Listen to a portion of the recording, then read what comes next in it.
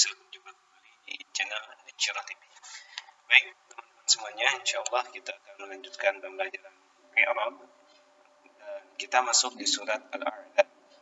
Kita ambil 5 ayat pertama dari surat Al-A'la, kemudian kita akan coba i'rabkan.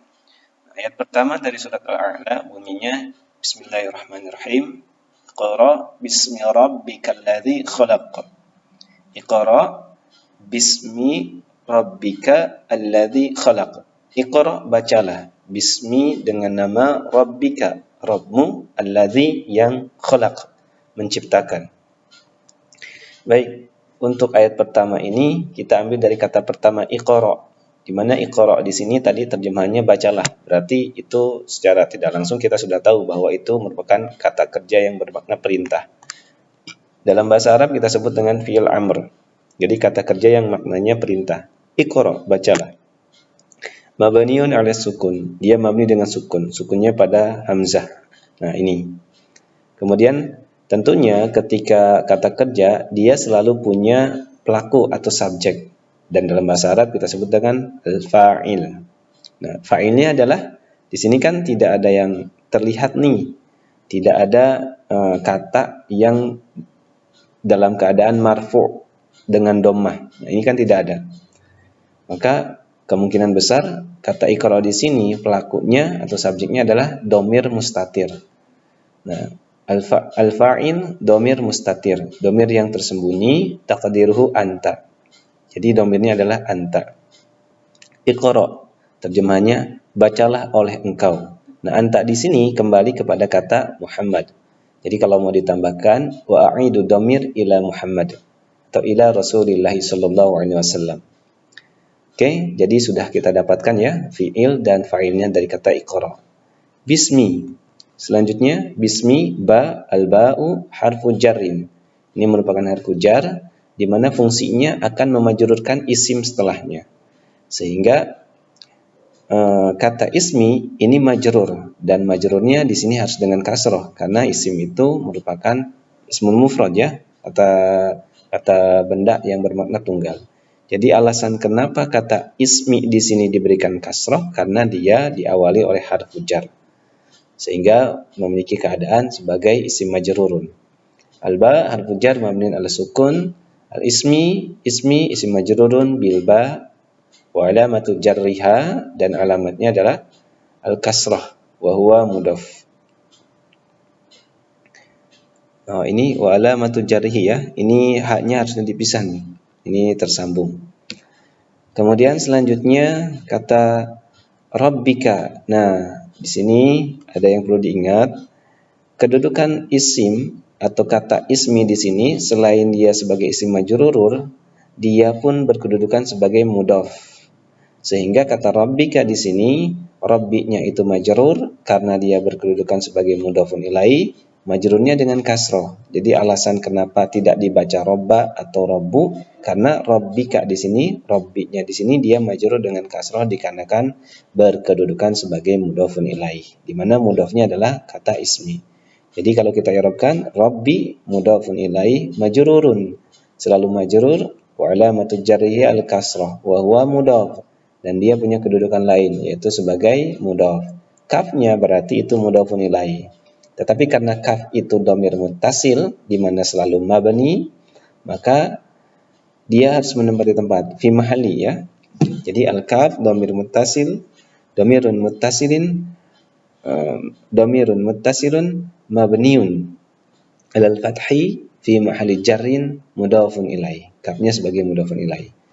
Selanjutnya kata alladzi itu isim mausul, kata penghubung, kata sambung, mabniun ala sukuni fi mahalli jarrin sifat li rabbika. Jadi alladzi di sini dia merupakan sifat dari kata rabbi, yang, Rabbmu yang.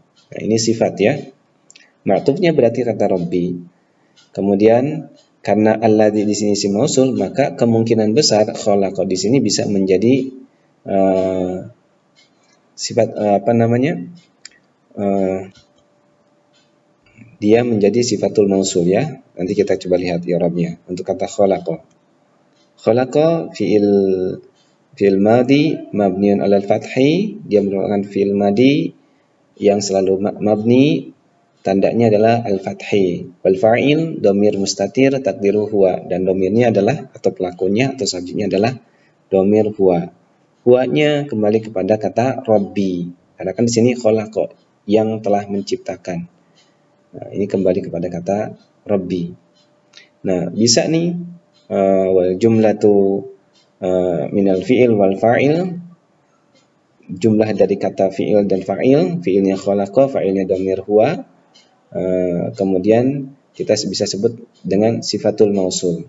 Jadi sifat dari kata sim mausul. Khalaqal insana min 'alaq. Iqra wa rabbukal akram. Ini dua ayat langsung. Ayat kedua, khalaqal insana min 'alaq. Ayat ketiga, iqra wa rabbukal akram. Nah, khalaqa itu fi'il madi sama tadi mabni 'alal fathi, dhamirnya atau fa'ilnya adalah al fa'il dhamir mustatir takdiruhu huwa. Al insan, nah kata al insan di sini diberikan harokat fathah. Kenapa kita berikan harokat fathah? Karena dia berkedudukan sebagai objek atau maf'ulun bih. Tadi fa'ilnya adalah huwa, dhamir huwa.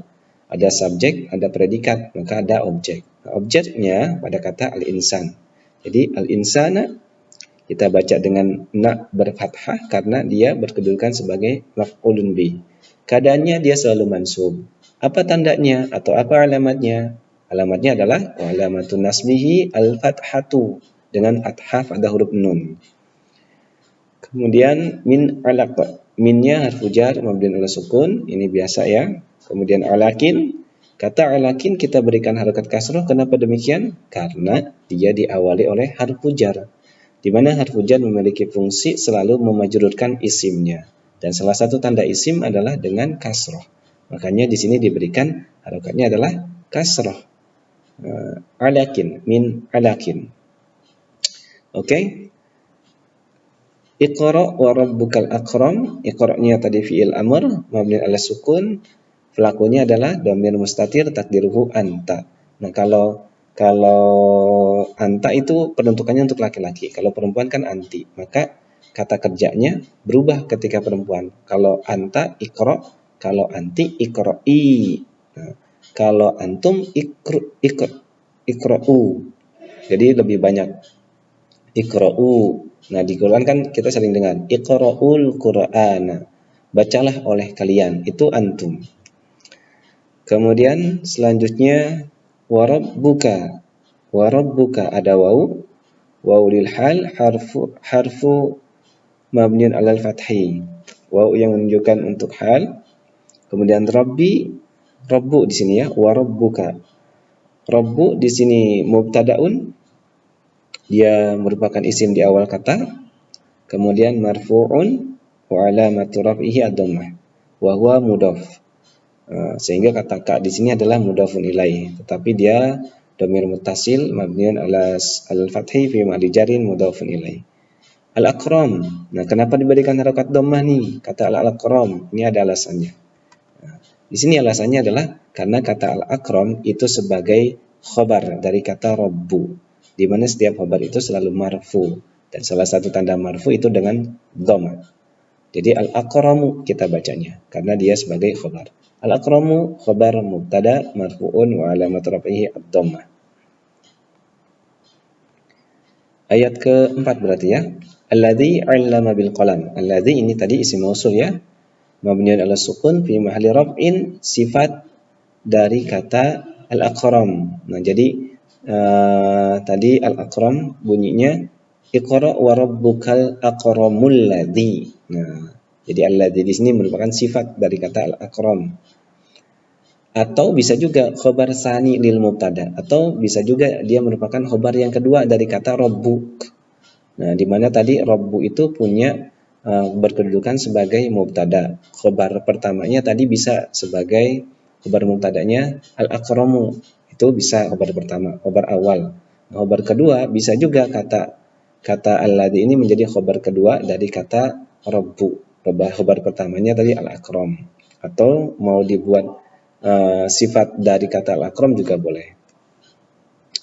Kemudian allama fi'il madi mabniun alal fathi domirnya adalah domir mustatir atau pelakunya adalah domir mustatir takdiruhu huwa. Kemudian bil qalami, bi harfu jar mabni ala sukun, al qalami bi mabni ala kasrih ya. Al qalami kita berikan kasrah karena dia diawali oleh harfu jar, maka dia isim majrurun bil ba, tandanya adalah wa alamatu jarihi al kasrah. Kalau mau ditambahkan alasannya kenapa disebut dengan isim majrur bil ba dan tandanya kasrah, li annahu ismul mufrad, karena dia berkedudukan sebagai isim mufrad. Itu tambahnya. Ayat terakhir, ayat kelima dari surat Al-A'la, karena kita sampai 5 ayat dulu. Allamal insana ma lam ya'lam. Allamal insana ma lam ya'lam. Yang telah mengajarkan manusia dari apa-apa yang belum mereka ketahui. Dari apa-apa yang belum dia ketahui. Oke, kita lihat. Allama fi'il madhi mabniun alal fathi, pada huruf mim, fathinya. Domirnya atau pelakunya wal fa'il domir mustatir takdiruhu huwa. Nah, sekali lagi untuk membedakan sebuah kata kerja memiliki fa'il yang nampak ataupun tidak, itu dilihat setelah kata kerja tersebut ada tidak isim atau kata yang dalam keadaan marfu. Marfu'nya bisa dengan doma ataupun yang lainnya, tapi kita sementara cukupkan dengan doma dulu. Setelah kata al-lama di sini ada kata al-insan, ada kata ma, ada kata lam, ada kata ya'lam. Nah, di sini ada tidak kata atau isim yang berharokat doma? Nah, kalau tidak ada, maka kemungkinan besar subjeknya atau pelakunya dari kata kerja tersebut, di sini al-lama, adalah domir. Domir itu kata ganti. Domirnya tersembunyi pada kata al-lama. Jadi di sini sebetulnya ada domir di sini, tapi namanya domir mustatir. Ditakdirkan takdiruhu yaitu huwa. Nah, kalau di sini misalkan alamat ada ta'nis, ta sukun, maka domirnya ditakdirkan takdiruhu hiya, huwa untuk laki-laki yang menunjukkan laki-laki, hiya untuk menunjukkan perempuan. Nah, di sini dia domirnya huwa, allamal insana.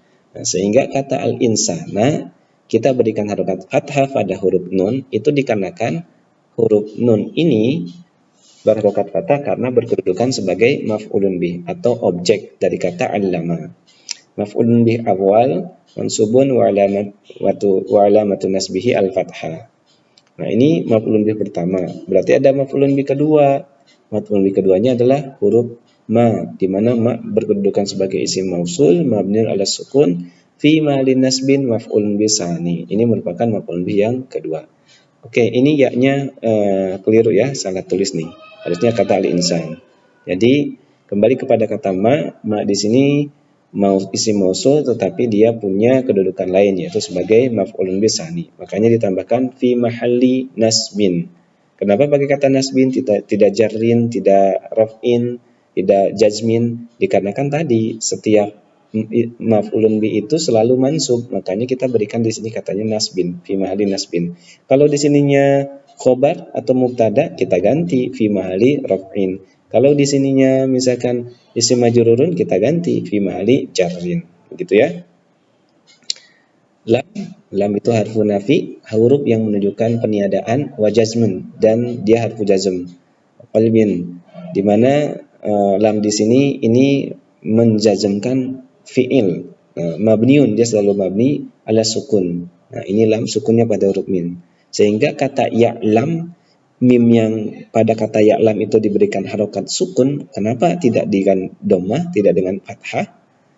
Dikarenakan ada lam di sini, ada huruf jazmen, huruf yang menjazmkan. Salah satu tanda jazm adalah dengan sukun. Makanya kata ya'lam di sini mimnya diberikan harokat sukun. Mim kedua ya.